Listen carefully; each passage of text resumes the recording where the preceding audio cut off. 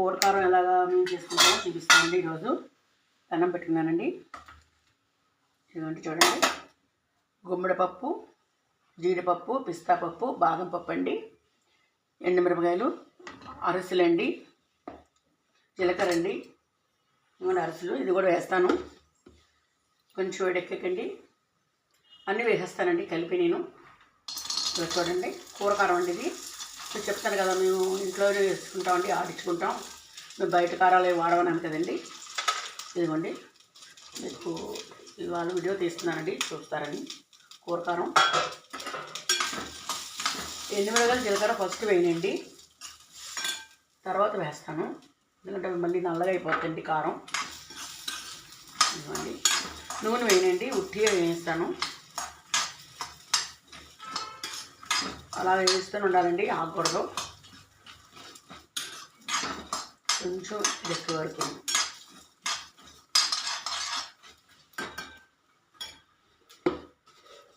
చూడండి, ఒక్క 5 నిమిషాలు చాలండి వేయించుకోవడం. ఇప్పుడు ఇవ్వండి అరసలు గింజలు వేస్తున్నాను చూడండి, అరస గింజలు ఇవ్వండి 3 స్పూన్లు వేస్తున్నానండి. ఇష్టం కావాలి కానీ ఇది కొంచెం చేస్తున్నానండి.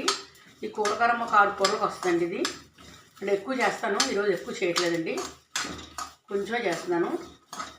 ఈ కూర కారం 6 కూరలకు వస్తుంది. ఇలా వేయించుకోవాలండి.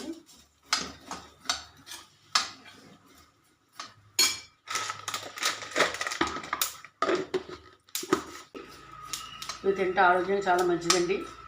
చక్కగా పిల్లలకు కూడా బలం వస్తుంది, పెద్దవాళ్ళకి కూడా బలం వస్తుంది. షుగర్ పేషెంట్లు కూడా తినచ్చు. ఉదయమే పప్పు అంటారు కదండి, మర్చిపోతుంటాం మనం. అంటే కూరలు అయితే రోజు వేసుకుంటాం కాబట్టి కడుపులోకి వెళ్ళిపోద్ది. ఇలా చూసి చేసుకోండి, బాగుంటుంది.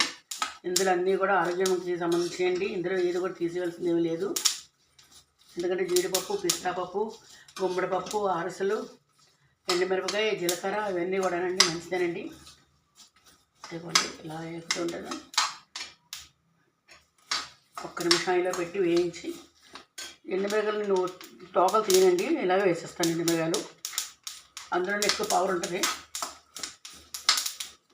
చూడండి ఇప్పుడు వేస్తున్నానండి ఎండుమిరపకాయలు, తోకలు తీయండి. ఇది కొంచెం చిటపట్లు అన్నాక అప్పుడు కొంచెం జీలకర్ర వేస్తానండి. ఇది చల్లారిపోవాలండి, బాగా చల్లారిపోయి మిక్సీ పడితే బాగుంటుంది. ఒకవేళ చల్లారకుండా మిక్సీ పడితే ముద్దలు అయిపోతుందండి, గుర్తుపెట్టుకోండి.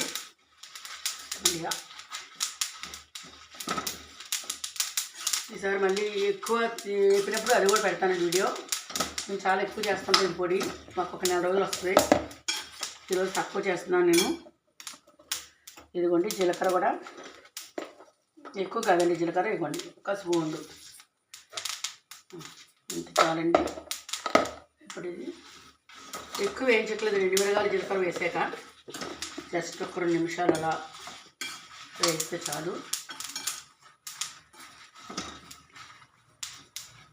చెప్తున్నానండి, తోకలు తీయకండి ఎండుమిరపకాయలకి. తోకలు తీస్తే కారం ఉండవు. ఇలా తోకలతో వేస్తేనే మంచి కారం బాగుంటుంది, ఘాటుగా కూరలో సరిపోద్ది.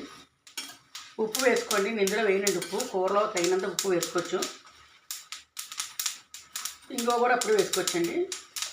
ఇదిగోండి కట్టేస్తున్నాను చూడండి, ఇదిగోండి కట్టేసాను. ఇది పక్కన పెట్టేస్తున్నానండి. ఇది చల్లారిపోవాలండి బాగా.